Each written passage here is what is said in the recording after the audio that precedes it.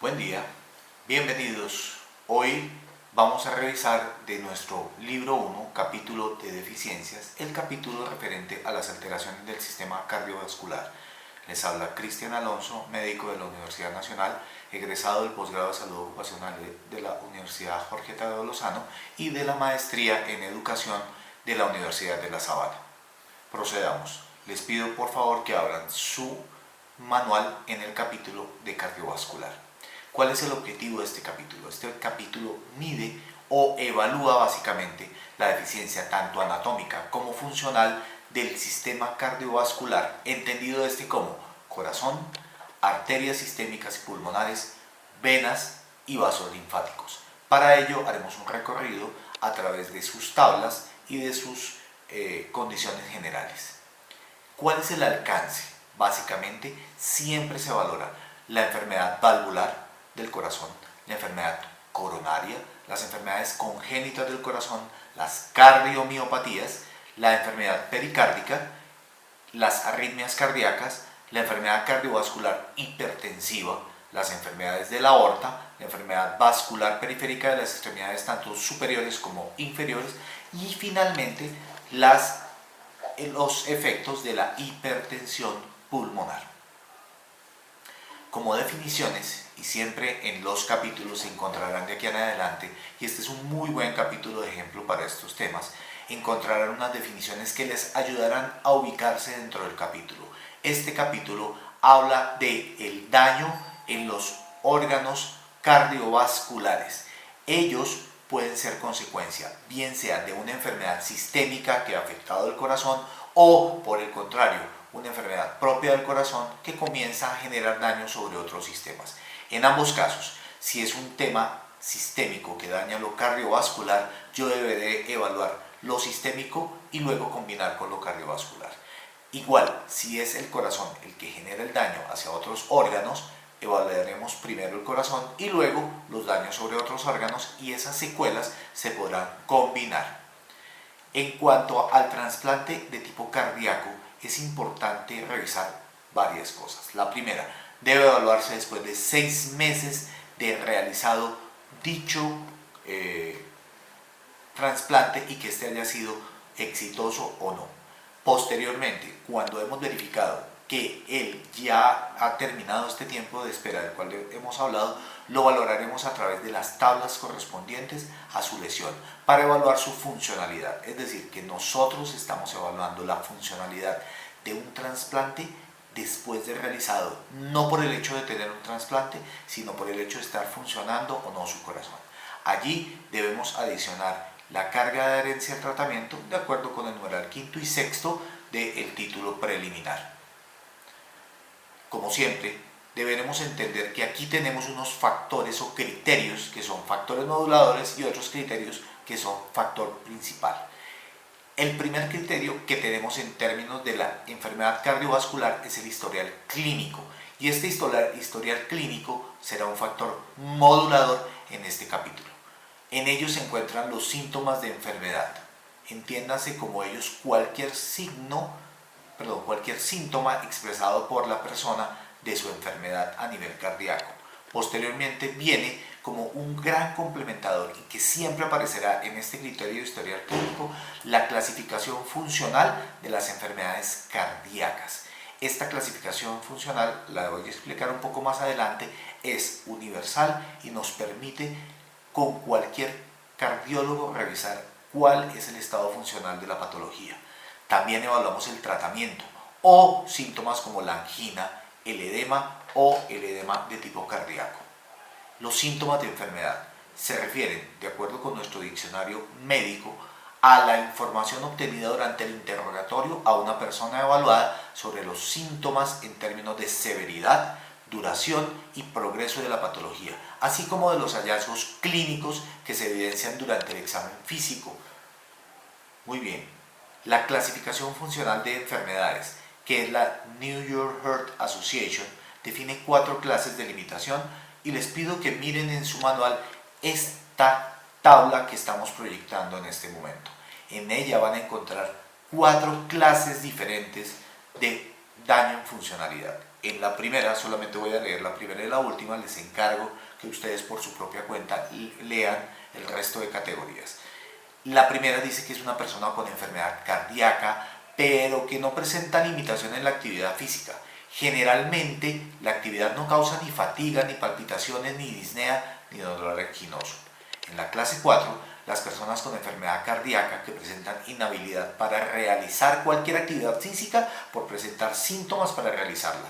Hay inadecuado gasto cardíaco, hay congestión pulmonar, hay congestión de tipo cardíaco, hay presencia de síndrome anginoso e incluso en reposo va a presentar o ante cualquier tipo de actividad física, por pequeña que ella sea, va a presentar síntomas.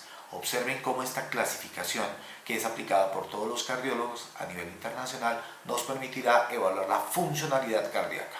Dentro de los principios de evaluación también les mencioné el tratamiento, la angina y el edema. El tratamiento se refiere al tipo de intervención médica o quirúrgica que una persona ha recibido y la respuesta que tiene frente a estos síntomas. No toma en cuenta el trasplante.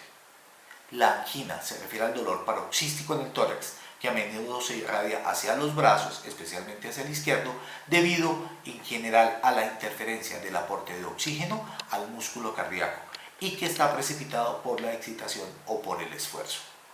El edema lo conocemos como esa acumulación anormal de líquido en los espacios intercelulares en el cuerpo, y hablamos de edema cardíaco cuando es una manifestación de la insuficiencia cardíaca congestiva por aumento de la presión venosa y capilar, que a menudo se asocia con la retención de sodio a nivel renal. Estas definiciones nos permiten evaluar el criterio número 1. Nuestro criterio número 2 es el de hallazgos físicos. Ahí encontramos los signos de enfermedad, la auscultación y la clasificación de la falla cardíaca, la alteración anatómica del corazón, la hipertensión arterial, la falla cardíaca, también llamada falla cardíaca o insuficiencia cardíaca congestiva, y la disnea.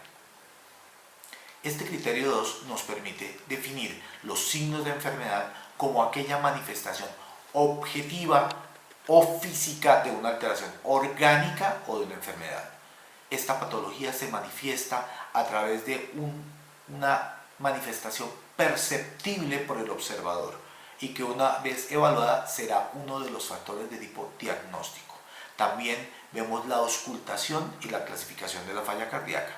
La alteración anatómica del corazón se refiere al daño en la estructura orgánica o en la integridad anatómica del corazón, como por ejemplo una dilatación cardíaca, una hipertrofia o una anomalía de la aorta, entre otras, que las vamos a ver dependiendo de la valoración que estemos haciendo en una tabla determinada. Para la hipertensión arterial les recomiendo leer por favor la referencia que tenemos para la clasificación de la misma. En esta lo que estamos haciendo básicamente será tener en cuenta la clasificación del séptimo reporte del Comité Nacional para la Prevención, Detección, Evaluación y Tratamiento de los Desórdenes por Hipertensión Arterial, conocida como la JNC7. Para adolescentes se utilizó la adaptación realizada por la Food and Drug Administration de la revista Pediatrics del año 2004.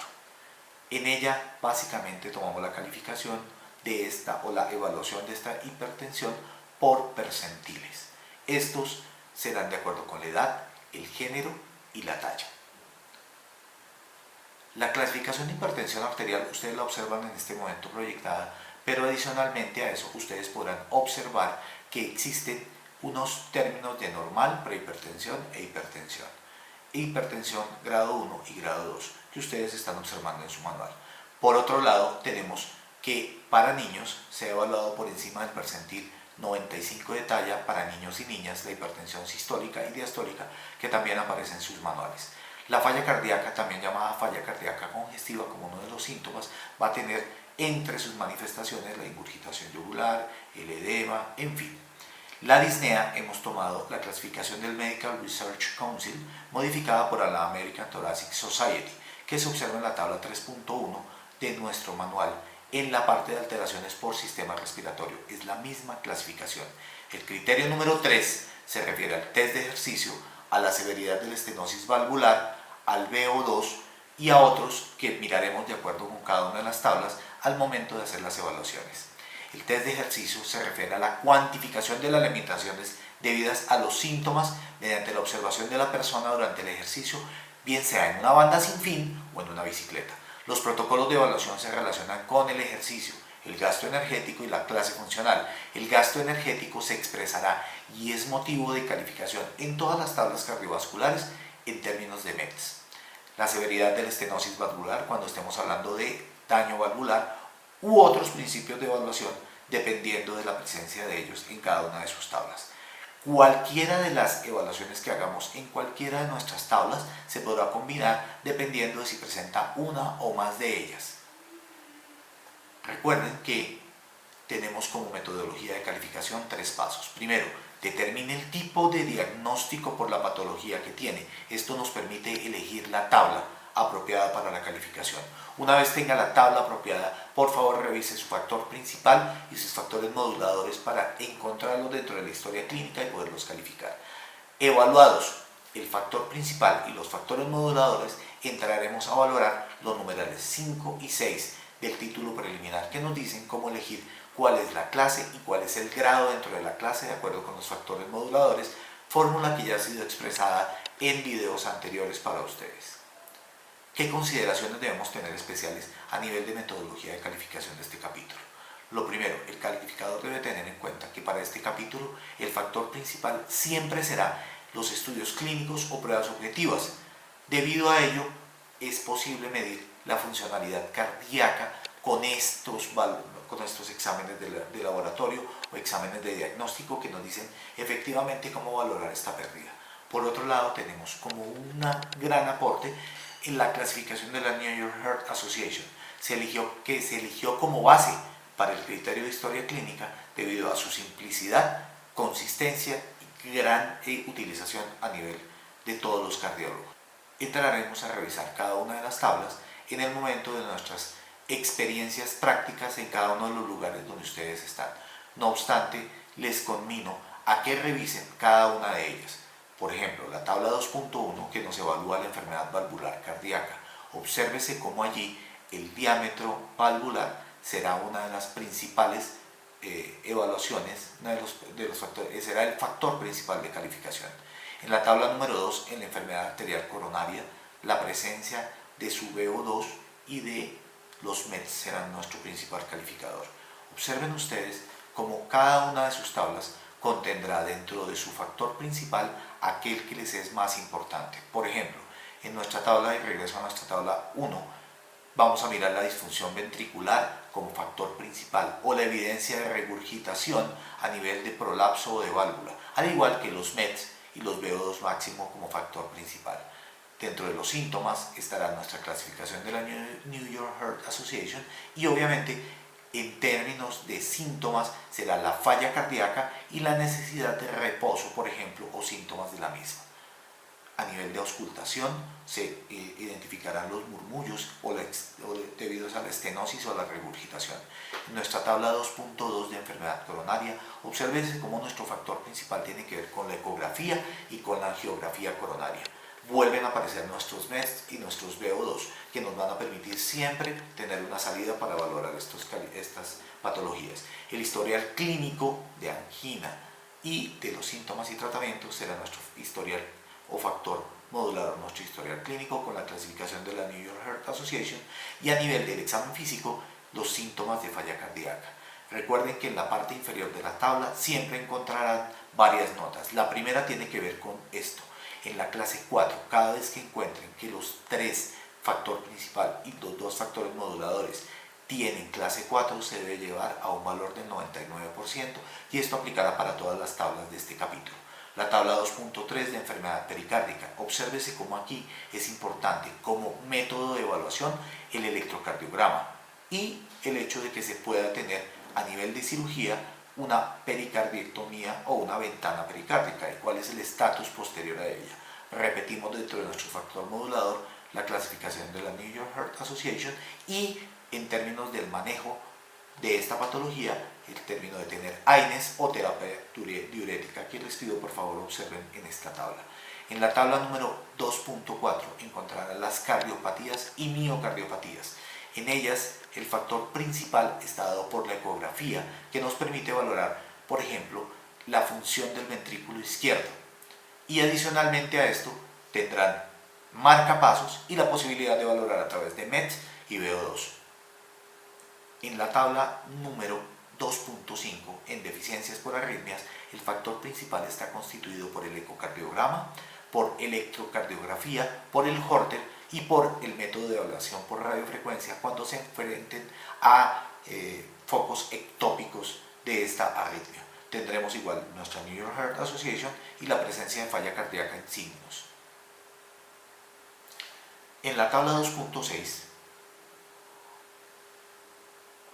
de enfermedad vascular hipertensiva, recuerden que nuestro factor principal está dado por las pruebas de laboratorio que nos permiten evidenciar daño en órgano blanco. ¿Esto qué quiere decir?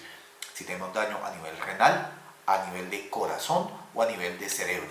De manera tal que cuando estemos frente a lo renal, estaremos frente a la posibilidad de evaluar el BUN o nitrógeno ureico sanguíneo. A nivel del corazón, la evidencia de hipertrofia del ventrículo izquierdo por electrocardiograma o ecocardiografía, y a nivel del cerebro, la presencia de encefalopatía hipertensiva. Seguimos teniendo en factores moduladores de historial clínico nuestra clasificación de la New York Heart Association, y a nivel del examen físico el estado de hipertensión arterial que hemos narrado en la parte posterior o primera de nuestro video. La tabla 2.7 habla de deficiencia por enfermedad vascular periférica. Les pido el favor que por favor observen lo siguiente. Los miembros superiores evalúan los tres tipos de patologías. Es decir, si ustedes observan en historial clínico, podrán mirar que en la parte superior hablamos de claudicación, es decir, de lo arterial, en tanto que la parte inferior habla de edema, es decir, de lo venoso. Pero si ustedes observan nuestro factor principal, hablamos del Doppler, tanto arterial como venoso, que nos permite evaluar ambas patologías. Se preguntarán dónde está lo atinente a lo linfático. En la parte inferior de la tabla encontrarán que el linfedema se califica de acuerdo con el compromiso que las secuelas de él produzcan sobre el miembro afectado. Es decir, si es movilidad articular, lo valoraremos en el capítulo de miembros superiores y miembros inferiores. Y si por el contrario estamos hablando de dolor como secuela del edema, lo valoraremos en el capítulo del sistema nervioso central y periférico. La tabla 2.8 habla igual de miembros inferiores y observarán la misma división. Para la parte superior, claudicación; para la parte inferior, de edema, en cuanto al factor modulador llamado historial clínico. Obsérvense cómo a nivel de estudios hablamos del ITB y del EAP. Procederé a explicar. ITB se refiere al índice tobillo-brazo, que es un cociente entre la presión arterial sistólica maleolar y la presión arterial sistólica del brazo, de fácil toma y de buena interpretación para nosotros como médicos. Y la EAP, que se refiere a la enfermedad arterial periférica. Allí también hablamos del linfedema como parte de la evaluación, de manera tal que en estas dos tablas anteriores hemos podido evaluar lo arterial, lo venoso y lo linfático. Finalmente, y como fruto de este proceso, encontraremos la tabla de deficiencia por enfermedad arterial pulmonar. En ella es importante resaltar lo siguiente. En el historial clínico o factor modulador, la presencia de nuestra clase funcional de la New York Heart Association, el hecho de la disnea como síntoma, signos, hablamos de signos propios de falla cardíaca, en tanto que como factor principal allí podremos encontrar como el VO2 máximo, los METs nos permiten evaluarlo, y a nivel de hipertensión pulmonar los valores de la misma. Les conmino por favor a revisar las tablas que no son fáciles de revisar en estos videos, pero que en nuestro momento, cuando nos podamos encontrar, las revisaremos para realizar ejercicios de calificación. Muchas gracias por su atención.